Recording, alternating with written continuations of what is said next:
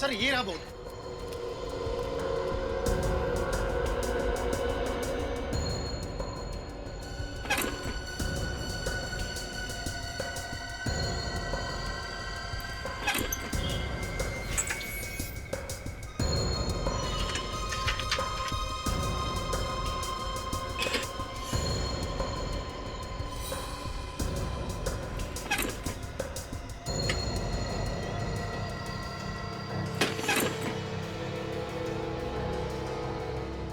आग लगी नहीं, लगवाई गई है ताकि आग के बहाने सिल्वर बॉक्स चुराया जा सके।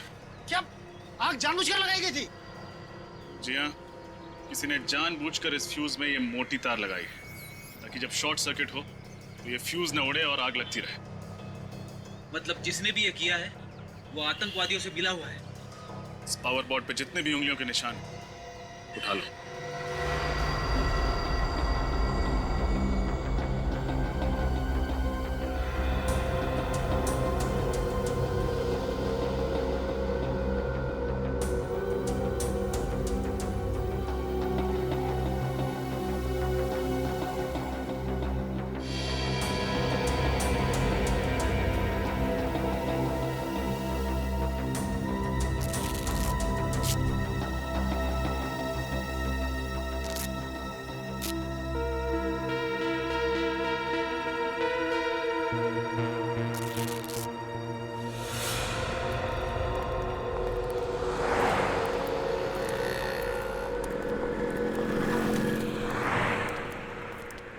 क्या लेंगे sir? Ice cream, French fries, burger, sandwich? हम CID से। CID? क्या बात है सर? कल शाम को 5 बजे आपके यहाँ से किसी ने पनीर सैंडविच खरीदा था। ये रहा उसका बिल। ध्यान से देखिए इस बिल को और अपने दिमाग पे जोर डालिए और बताइए कि किसने खरीदा था ये। सर ऐसे तो रोज 50 लोग पनीर सैंडविच के लिए आते हैं, ऐसे कैसे याद रख सकता हूँ? तुम नहीं बता सकते, लेकिन ये CCTV फुटेज ये तो बता सकती है ना कि कौन और कब आया था। फुटेज दिखाओ जरा। जी सर।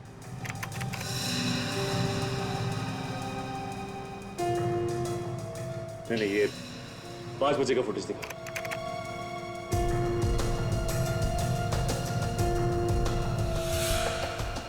सर यही दोनों बंदे आए थे 5 बजे पनीर सैंडविच लेने।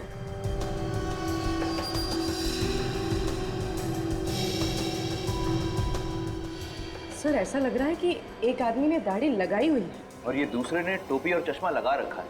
ओह, तो ये दोनों के दोनों वेश बदल कर यहाँ पे आए थे। ये फुटेज चाहिए हमें।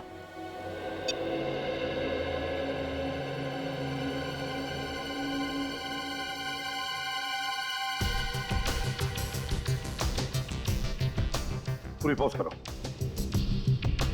अब रिवाइंड करके उसके हाथ पर जूम करो। देखना जरा दया, उसके हाथ पे कुछ है। हाथ पे टैटू बना है सर। हाँ, TS। सर ये TS क्या हो सकता है? सर हो सकता है ये इस मुजरिम के नाम के इनिशियल्स हो। हाँ हो सकता है। पूर्व एक काम करो, हमारे क्रिमिनल रिकॉर्ड चेक करो, देखो किन किन मुजरिमों के नाम TS से शुरू होते हैं। सर एक मिनट सर, तो मुझे ऐसा लगता है कि ये टैटू मैंने पहले भी कहीं देखा है। सर आप इस मुजरिम को पहचानते हैं? टैटू को देखकर लगता है कि इस आदमी के साथ कहीं ना तो कहीं मुठभेड़ हुई है। TS तो शाह नहीं, तरुण।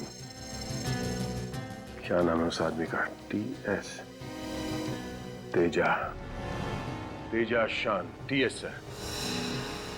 तेजा शान।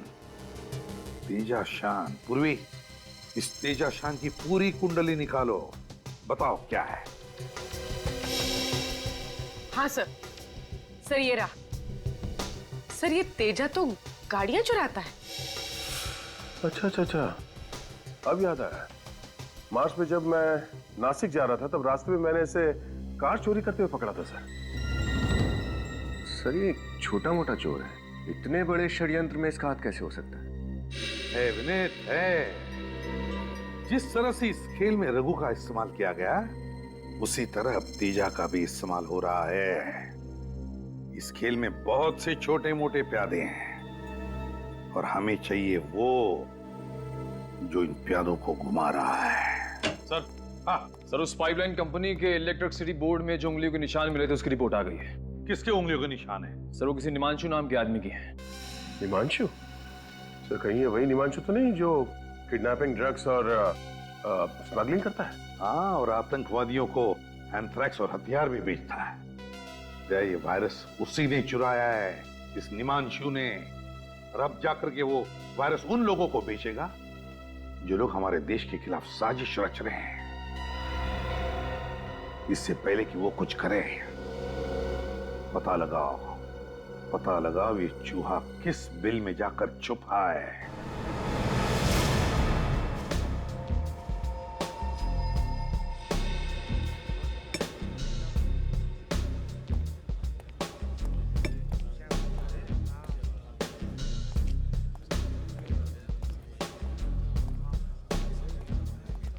सलाम सर।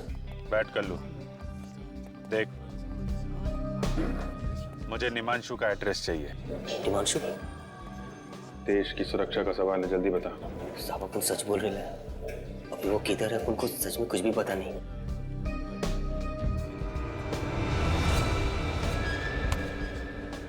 देख, हमें अच्छी तरह से मालूम है तू निमांशु के लिए काम करता था, इसलिए सब कुछ सच सच बता दे, वरना सीआईडी के हाथों एक खून हो जाएगा। अंकल लो साहब, घोड़ा तो साइड रखो साहब। चल बता, निमांशु का फोन नंबर, एड्रेस, जो कुछ मालूम है बता। सच्ची बोल रहे हो साहब, अपन को कुछ नहीं पता। और साहब अपन के पास एक फोटो है साहब, शायद वो आपके काम आ जाए। ऐसी फोटो दिखाता हूँ साहब, ये देखो ना साहब।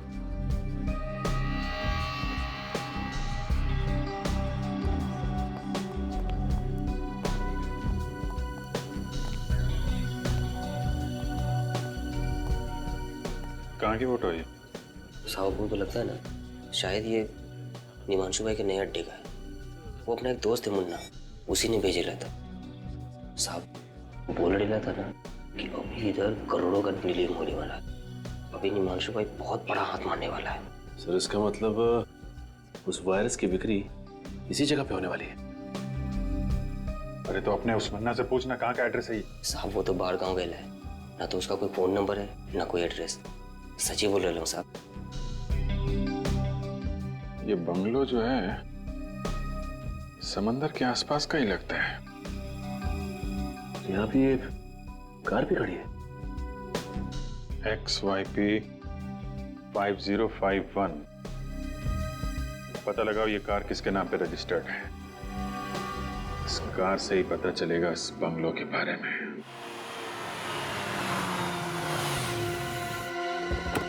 संभल के, निमांशु अटैक कर सकता है।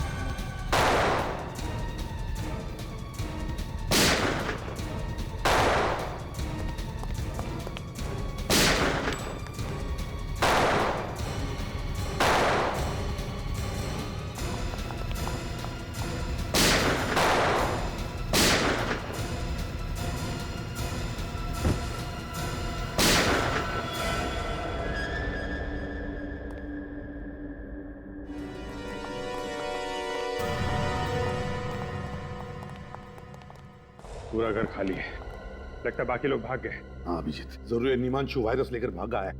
काम करो तुम दोनों, चेक करो इनकी जेबें, देखो कोई फोन नंबर या एड्रेस वगैरह मिलता है क्या। सर ये कल्लू कह रहा था निमांशु वायरस का बहुत बड़ा सौदा करने वाला है। अभिजीत जो कुछ भी हो, लेकिन इससे पहले कि ये वायरस हमारे देश के दुश्मनों के हाथों पड़ जाए, इस निमांशु को हमें पकड़ना ही होगा। सर हाँ सर इसके पास ही मोबाइल मिला।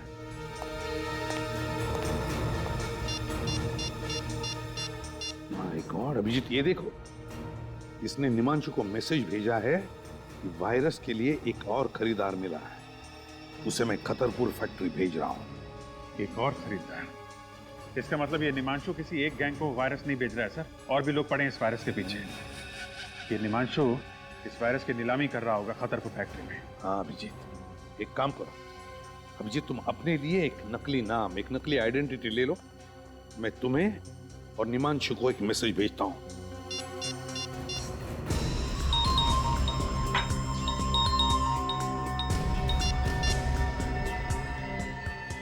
तो और बंदों को खटरपुर फैक्ट्री भेज रहा हूं।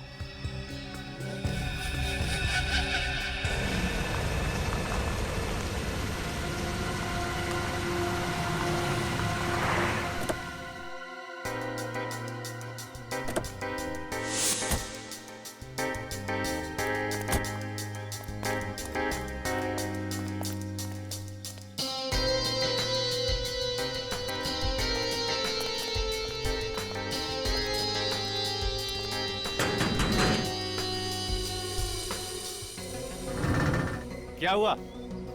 कौन हो तुम दोनों? हम मार्को है और ये मेरा छोटा भाई डार्को। हम लोग वायरस खरीदने को आए। धीरे बोलो, धीरे। हम लोग वायरस खरीदने को आए। ठीक है, अंदर आओ। अंदर?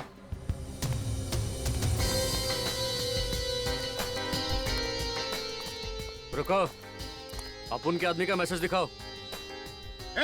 तुम हम पर शक करता है? जाने दो छोटे, जाने दो। मैसेज देखना है? हाँ। ये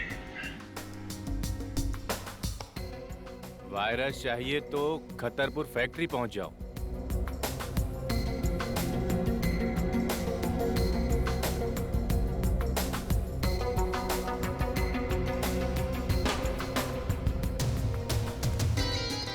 एक मिनट।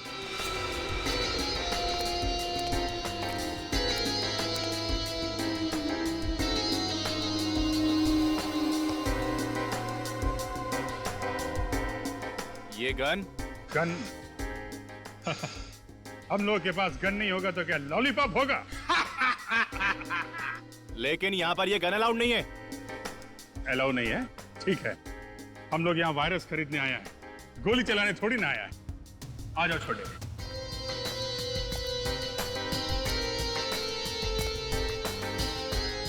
बॉस, ये मार्को और ये इनका छोटा भाई टार्को। हेलो निमांशु। हेलो मार्को, टार्को, पहले कभी सुना नहीं इन दोनों के बारे में। इसीलिए तो हम वो वायरस खरीदने को आए। उस वायरस से हम वो धूम मचाएगा कि इंटरपोल का पुलिस भी हमारे नाम से थर थर कांपेगा। कहां से पकड़ के लेके आए इन दो नमूनों को? कितना कीमत है तुम्हारा वायरस का? सबसे ज्यादा कीमत हम देगा। बिठाओ इन दोनों को। चलो अंदर आ जाओ। नमूना बोला तुमको?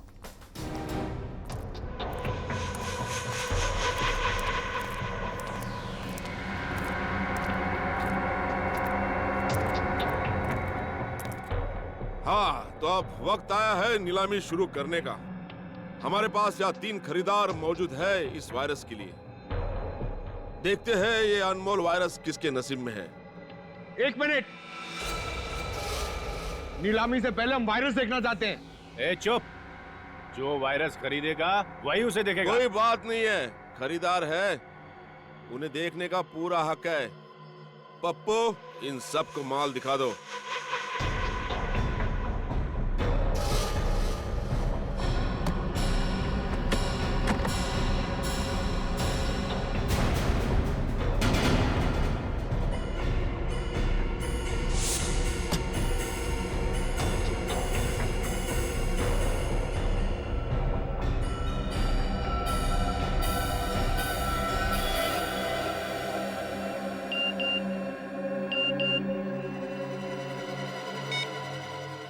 वायरस यहीं पर है। हाँ, तो नीलामी की शुरुआत होगी 10 करोड़ रुपए से। चलिए बोली लगाइए। 11 करोड़, 12 करोड़, 15 करोड़, 20 करोड़, 20 करोड़, 40 करोड़। हाँ, 40 करोड़, 50 करोड़,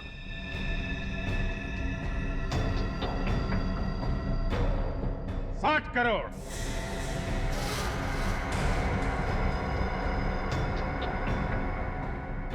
60 करोड़, बस 60 करोड़। इस अनमोल वायरस की कीमत तो 100 करोड़ भी कम है। कदरदानों, बोली बढ़ाइए। है कोई? 60 करोड़ 1, 60 करोड़ 2, 60 करोड़ 3। मुबारक हो मार्को और टार्को, वायरस आपका हो गया। पैसे लायो? कैसी बच्चों वाली बातें करते हो निमांशु? 60 करोड़ रुपए कोई पॉकेट में लेके घूमेगा? ये लो, मेरे इस मोबाइल फोन में अपना अकाउंट नंबर टाइप कर दो। 2 मिनट में तुम्हारे अकाउंट में पैसे ट्रांसफर हो जाएंगे। लाइए।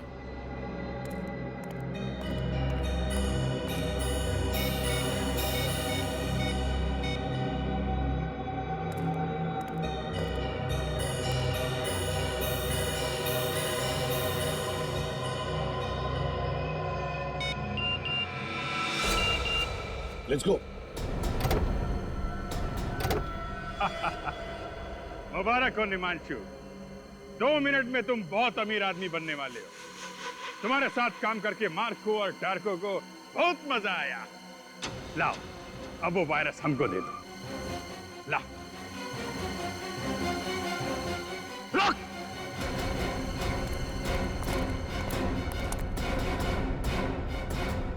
वायरस ये लोग नहीं, हम लेकर जाएंगे। गन नीचे कर। ये ठीक नहीं है, गन नीचे करो। ये चीटिंग है। नीलामी हम जीता है। 2 मिनट के अंदर निमांशु के अकाउंट में 60 करोड़ रुपए पहुंचने वाले हैं। अपने आदमी को बोल गन नीचे करे, वरना सारी गोलियां तेरी खोपड़ी में डाल दूंगा। वेरी गुड, वायरस मुझे दो। पप्पू, वायरस दे दे।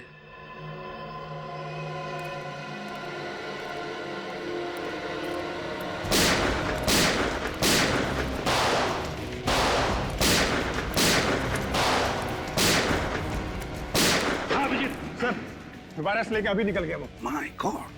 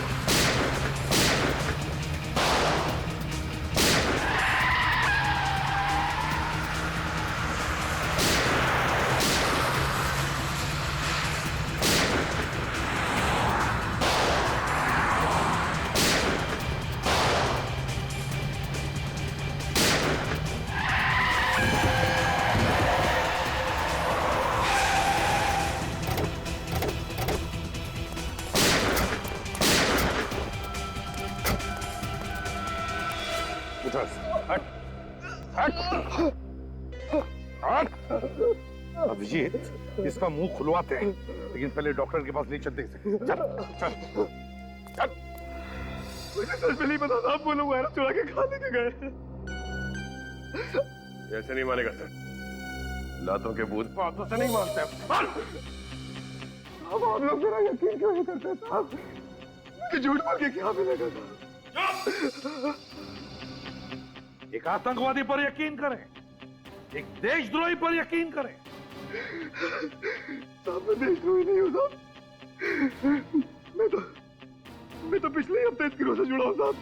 अगर मुझे पहले पता होता साहब ये लोग देश को इतना बड़ा नुकसान पहुंचाने वाले हैं तो मैं कभी इन लोगों का साथ नहीं देता साहब, कभी नहीं। फिर किसने कहा तुम्हें इस गैंग में शामिल होने के लिए?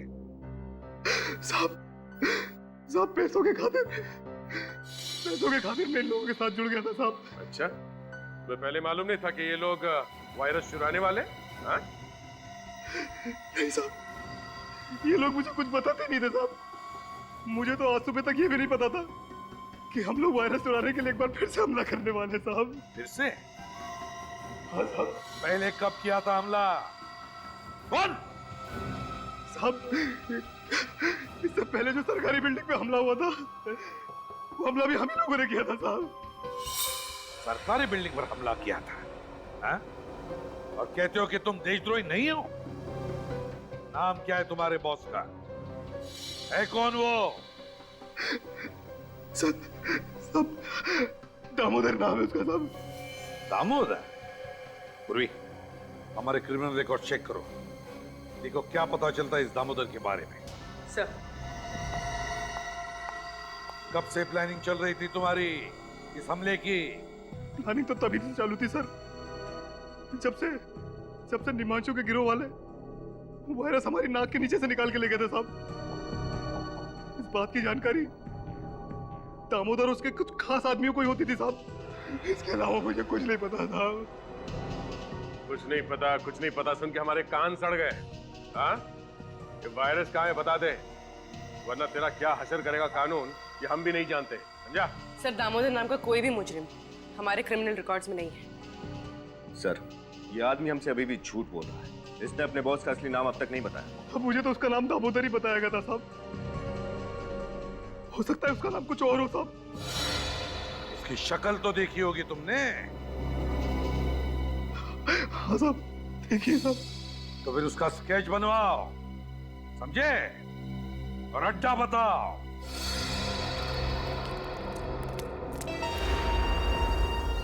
अभिजीत, पूर्वी के साथ उस तरफ हम लोग इस तरफ जाते हैं।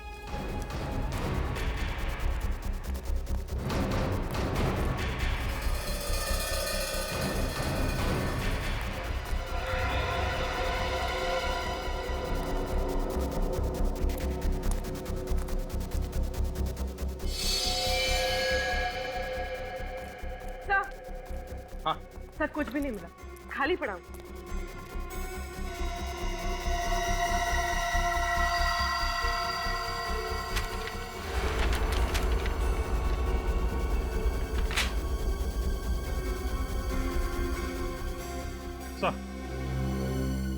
सर ये एक बिल्डिंग का प्लान मिला है। अभिषेक, किस बिल्डिंग का प्लान हो सकता है ये? सर हो सकता है बिल्डिंग इनके छुपने का कोई इकला अड्डा हो। नहीं निखिल, मुझे नहीं लगता ऐसा खतरनाक वायरस लेकर वो बार बार अड्डा नहीं बदलेंगे। मुझे तो लगता है ये लोग इसी बिल्डिंग में वायरस फैलाने वाले हैं। विनीत, पता चला किस बिल्डिंग का नक्शा है? नहीं सर अभी तक नहीं, शहर की सारी कमर्शियल बिल्डिंग्स के नक्शे मैं चेक कर रहा हूँ सर। और हमारे पास वक्त बहुत कम है, कहीं ऐसा ना कि हम इसी नक्शे में उलझे रहे और वहां पर अटैक हो जाए वायरस का। सर उस सत्या ने जिस दामोदर का स्केच बनवाया था वो दामोदर नहीं, उसका नाम अंशुमन है। अंशुमन? कोई पुराना पापी है क्या? नहीं सर, अंशुमन कोई मुजरिम नहीं है, बल्कि एक आर्मी ऑफिसर था। What? Army officer? Army officer? क्या याद आया, 2008 में अंशुमन नाम के एक ऑफिसर को दुश्मन देश ने पकड़ा था और उसे मार भी डाला था। तो जरूर ये वही अंशुमन है, वही अंशुमन है ये। सर मगर ये कैसे हो सकता है? एक मरा हुआ आर्मी ऑफिसर ये काम कैसे कर सकता है सर? सर शायद ये दामोदर अंशुमन के भेष में ये सब कर रहा है, अंशुमन का चेहरा लगाकर। नहीं निखिल, ये दामोदर तो लोगों के सामने आने के लिए तैयार ही नहीं, किसी ने भी उसे देखा नहीं। तो फिर वो अंशुमन के भेस में क्यों आएगा? नहीं, ये अंशुमन मरा नहीं, अंशुमन जिंदा है, अभी भी अंशुमन जिंदा है। सर अगर ये अंशुमन जिंदा है तो अपने परिवार वालों से जरूर मिलता होगा। पूर्वी, इसकी फैमिली का रिकॉर्ड चेक करो। सर, एक आर्मी ऑफिसर क्यों अपने देश के साथ गद्दारी करेगा? क्योंकि शायद उसके दिल में आज भी इस बात का गुस्सा है कि जब दुश्मन देश ने उसे पकड़ा तो हमारा देश और देशवासियों ने उसे बचाने के लिए कुछ नहीं किया। पर सर ये बात तो सच नहीं है, सरकार तो पूरी कोशिश करती है उन्हें बचाने के लिए। हाँ पूर्वी, ये बात तो हमें भी पता है, लेकिन शायद उसे लगा होगा कि हमारे देश ने उसे बचाने की पूरी कोशिश नहीं की और इसलिए वो बागी बन गया। सर, हाँ। तो ये नक्शा होटल फ्री एशिया के नक्शे से मैच हो गया सर।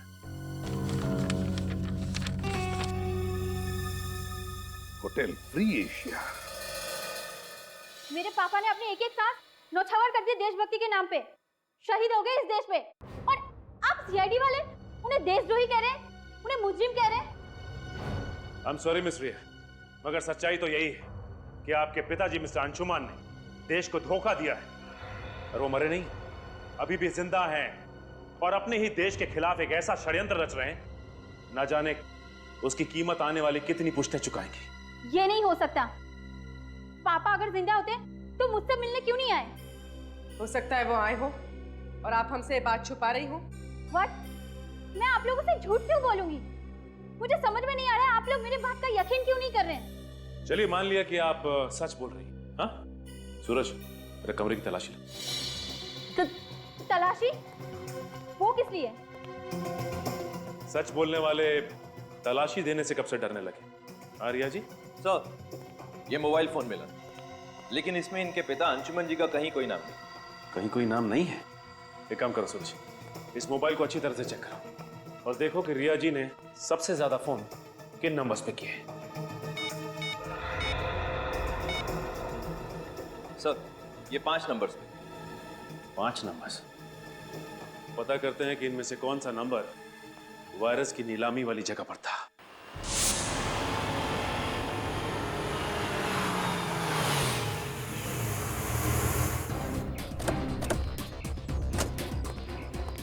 सर, अंशुमन का मोबाइल इस तरफ दिखा रहा है। चलो चलिए चलो। अरे सर, आप लोग अंदर नहीं जा सकते सर।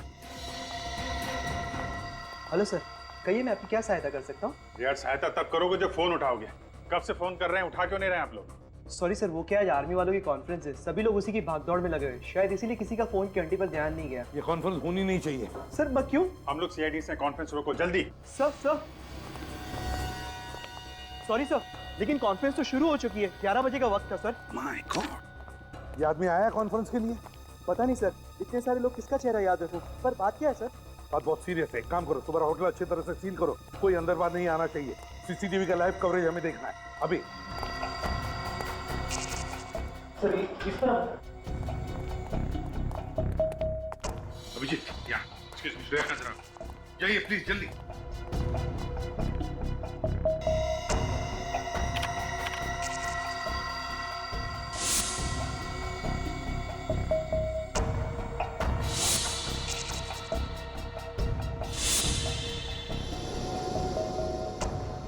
ध्यान से देखना, अच्छी तरह से। श्रेया, कोई दिखा तुम्हें? नहीं सर, ना ही अंशुमन दिखा और ना ही उसके गैंग का कोई आदमी। यहाँ पे तो मॉनिटर्स लगे हुए, इसका मतलब होटल में जो कुछ भी हो रहा है अंशुमान को सब कुछ पता है। सर हो सकता है वो लोग कॉन्फ्रेंस हॉल के अंदर ही हो जहाँ वो फंक्शन चल रहा है। नहीं, कॉन्फ्रेंस हॉल के बाहर मिलिट्री वालों की बहुत टाइट सिक्योरिटी है, वहां से अंदर घुसने की गलती नहीं करेंगे ये लोग। सर इसका मतलब वो लोग वायरस कहीं और से भी छोड़ सकते हैं। बिल्कुल श्रेया, बिल्कुल। वायरस है, वायरस कोई बॉम्ब या गोली नहीं। एक बार ये वायरस हवा में फैल जाए ना तो पता नहीं कितने लोगों की जानें चली जाएंगी। सर ये हवा में वायरस डालने का सबसे आसान तरीका ये एयर सर्कुलेशन के जरिए। हाँ, air circulation. Shreya, air circulation room का सीसीटीवी दिखाओ। ये 2 लोग उसी एरिया की तरफ जा रहे हैं, स्टाफ वाले लगते हैं। नहीं, ये अंशुमान का आदमी है। सर वायरस की नीलामी के वक्त इसे मैंने वहां पे देखा था। इन्हें रोकना होगा।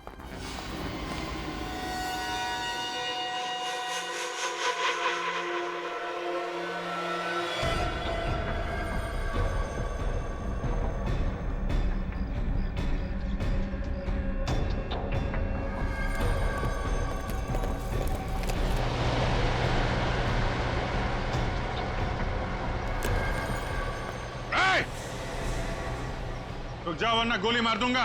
अगर हमें मौत से डर लगता तो वायरस फैलाने जैसा काम हमें नहीं दिया जाता ऑफिसर।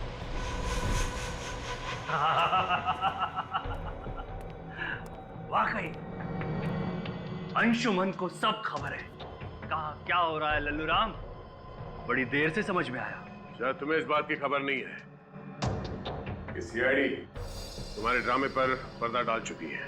मासूम लोगों की जानें लेना बहादुरी नहीं, कायरता है। इस देश और देशवासियों को तबाह करना, बस यही हमारा मकसद है।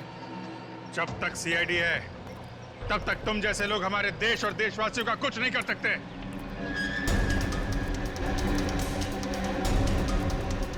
गोली चलाने की जरूरत नहीं है, ये खुलते ही तुम सबके सब मारे जाओगे।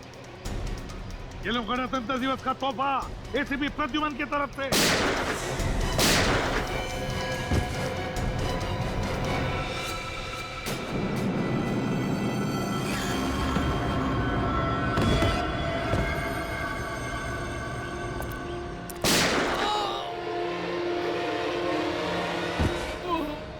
Fantastic. Great organization.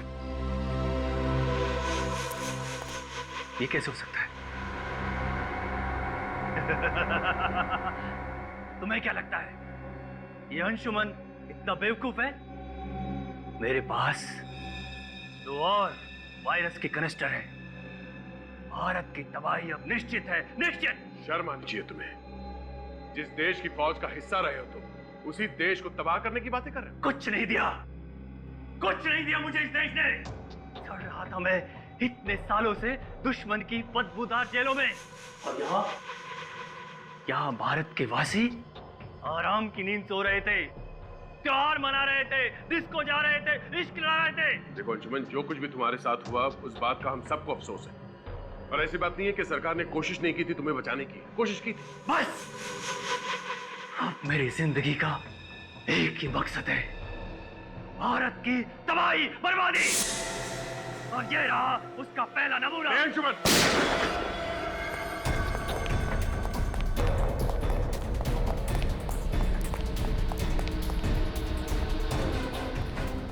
इसे देखो अभिजीत, यह अंशुमन बहादुर सिपाही आज पीठ दिखाकर भाग रहा है।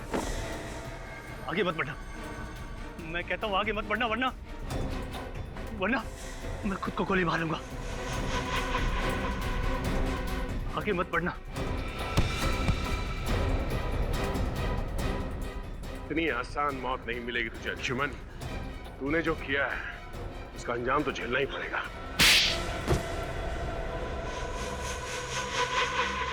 मुझे दुख तो इस बात का था कि जिस देश के लिए मैं 8 साल तक लड़ता रहा, उस देश ने मुझे वापस लाने की कोई कोशिश नहीं की।